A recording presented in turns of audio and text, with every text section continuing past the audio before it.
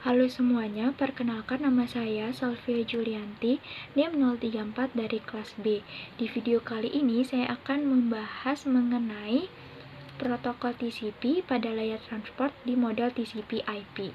Jadi sebelum ngebahas protokolnya lebih dalam, saya akan ngebahas sedikit tentang model TCP IP. Jadi model TCP IP adalah standar komunikasi yang mempelajari proses antara perangkat dalam jaringan, di mana terdapat 4 layar, yaitu ada application, transport, internet, dan network access, di mana setiap layarnya itu memiliki fungsi masing-masing, dan untuk menjalankan fungsi tersebut dibutuhkan protokol.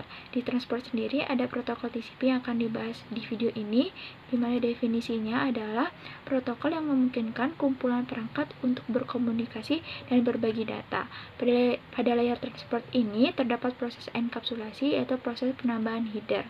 Jadi, data yang dikirimkan pada layar sebelumnya akan ditambahkan header seperti yang ada di gambar ini, di mana setiap headernya ini memiliki format header.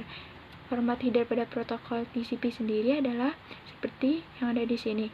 Angka yang di dalam kurung ini merupakan besaran setiap bagian dalam satuan bit, di mana setiap bagian-bagiannya disebut dengan field.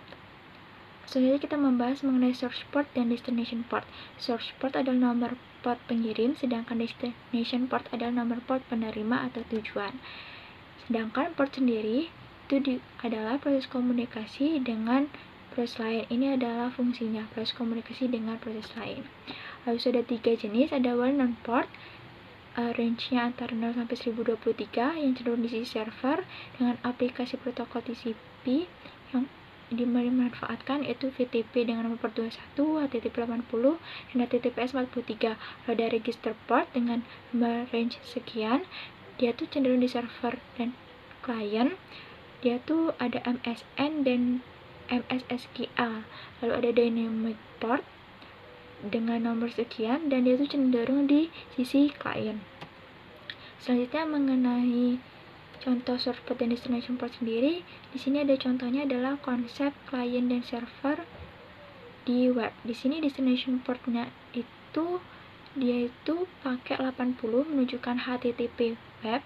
Habis itu ada source portnya 49952 yang merupakan dynamic port yang dia tuh cenderung di sisi klien, sedangkan destination port 80 ini itu adalah well-known port, dimana untuk di sisi servernya itu kebalikannya, yang sebelumnya source port jadi destination port dan yang destination port menjadi source port.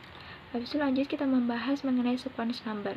Sequence number ini berkaitan dengan pada saat layar transport itu kan ketika data masuk ke layar transport itu data dibagi menjadi beberapa segmen, dan ketika segmen itu masuk ke jaringan dengan melewati router yang berbeda dan sampai di sisi penerima, maka segmen itu tuh tidak berurutan. Nah, disinilah fungsi TCP untuk mengurutkan, dan untuk mengurutkan itu dibutuhkan nomor itulah disebut dengan sequence number. Selanjutnya membahas mengenai acknowledge number. Acknowledge number adalah nomor selanjutnya yang ditunggu di sisi penerima, di mana fungsinya adalah memberitahu bahwa pengiriman data telah berhasil dilakukan dan mengirim ulang jika data tidak diterima. Ini contohnya, ada sisi pengirim, ada sisi penerima, lalu ada data dengan informasi sequence numbernya 2 dan nextnya 3. Lalu penerima ketika dia sudah menerima akan mengirimkan informasi ACK ke pengirim dengan sesuai nomor nextnya, yaitu 3 di sini untuk sequence numbernya tetap. Lalu misalnya kalau ada pengiriman lagi, sedangkan si penerima tidak memberikan informasi ACK ke pengirim, maka pengiriman data tersebut gagal. Di sini ada contoh pengiriman lainnya, dan maka akan dilakukan pengiriman ulang.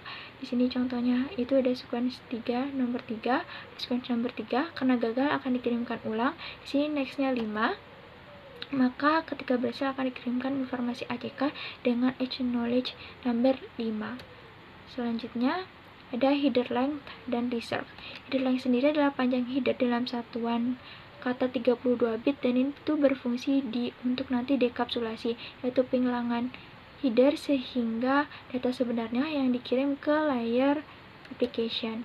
Lalu dari reserve ini untuk pengembangan protokol TCP di masa depan.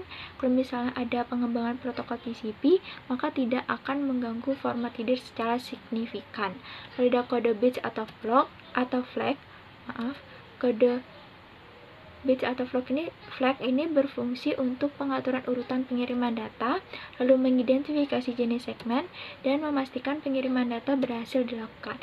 Di sini ada URG, yaitu titik darurat. Ini tuh jenis-jenisnya, atau flag ini dibagi menjadi 6 jenis. Ada URG untuk titik darurat, lalu ada ACK untuk kolom edge knowledge yang di dalam itu berisi edge knowledge number, ada PSA untuk fungsi push, ada RST untuk mereset koneksi, ada SYN ini untuk sinkronisasi sequence number yang berisi nomor sequence number sendiri.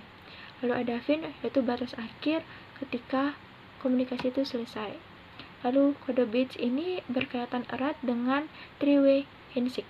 Three-way handshake adalah pembentukan koneksi antara klien dan server, yang mana di sini dari sisi klien akan mengirimkan SYN untuk menanyakan apakah server ini bersedia untuk melakukan komunikasi. Jika iya, maka servernya akan mengirimkan SYN dan ACK, lalu klien akan mengirimkan ACK lagi ke server untuk memulai komunikasi. Lalu ada two-way handshake ini untuk mengakhiri komunikasi yang sudah memulai. Sekarang untuk mengakhiri itu pakai two-way handshake. Di sini pakai flag fin. Klien mengirimkan fin ke server, lalu server itu menerima, lalu server mengirimkan ACK, lalu klien menerima ACK tersebut. Dan dilakukan sebaliknya, dimulai dari sisi server. Ini tuh dilakukan 2 kali karena dalam satu kali komunikasi itu ada 2 session antara server dan klien klien ke server. Lalu kita ngebahas tentang window. Window adalah ukuran maksimum yang dapat diterima sebelum edge knowledge number, dan ini tuh untuk mengimplementasikan flow control. Flow control ini digunakan untuk mengatur ukuran data ketika terjadi buffer atau penumpukan pesan atau data, sehingga tidak terjadi buffer flow atau yang bisa menyebabkan paket loss atau data hilang. Lalu di sini ada pengirim dan penerima. Ini ada sequence numbernya, ada nextnya seperti yang tadi, dan ada penambahan window ukuran yang bisa diterima oleh sisi pengirim, yaitu sebenarnya 3000 byte. Dia tuh memberikan informasi ke penerima bahwa dia tuh pengirim ini akan cuma menerima 3000 byte gitu. Lalu penerima ini pertama kali tuh mengirim 1500 byte, lalu mengirim lagi 1500 byte hingga totalnya tuh 3000 byte. Maka pengiriman ini selesai. Lalu ada lagi, misalnya kalau di sini itu terdapat penumpukan atau traffic yang tadi dijelasin, yaitu buffer. Jadi nanti sisi pengirim tuh akan mengurangi ukuran data. Di sini dikurangi jadi 1500. Ini kalau misalnya aja ada buffer gitu. Nah, kalau kayak gitu maka data ukurannya akan dikurangi. Lalu sisi penerima akan menyesuaikan ukurannya. Lalu ada checksum. Checksum ini untuk mengecek validitas pengirim dan penerima. Ada urgent untuk titik darurat pada suatu segmen, dan ada option bagian opsional. Ukurannya 0 sampai 32 bit. Dengan semua field-field yang ada, ini membuat protokol TCP memiliki karakteristik yaitu sebagai menjadi beberapa segmen, mengurutkan ulang menggunakan sequence number, lalu ada reliable atau dia tuh bisa mengirimkan ulang jika data itu tidak terkirim. Lalu ada connection oriented ini karena protokol TCP ini melewati 3 proses komunikasi. Ada pembentukan koneksi dengan three-way handshake, lalu ada data transfer sampai akhirnya koneksi itu selesai. Lalu karakteristiknya itu menerapkan data flow. Selanjutnya kelebihannya, karena karakteristik yang dimiliki, kelebihan yang dimiliki oleh protokol TCP yaitu andal dan terpercaya. Lalu kekurangannya adalah deadlock dan terjadi latensi. Deadlock ini karena kan kalau mengirimkan ulang data itu harus menunggu ACK. Nah, itu tuh akan membuat komunikasi kurang efektif. Kalau latensi ini, protokol TCP ini kurang cocok untuk yang koneksi atau aplikasi yang real time seperti video ataupun game online. Sehingga ada solusi lain sebenarnya, yaitu pakai protokol UDP. Gitu. Kekurangan itu bisa diselesaikan dengan perancangan yang baik dan mungkin pemikiran protokol yang lain jika memang dibutuhkan. Sekian video ini. Mohon maaf apabila terdapat kesalahan. Terima kasih.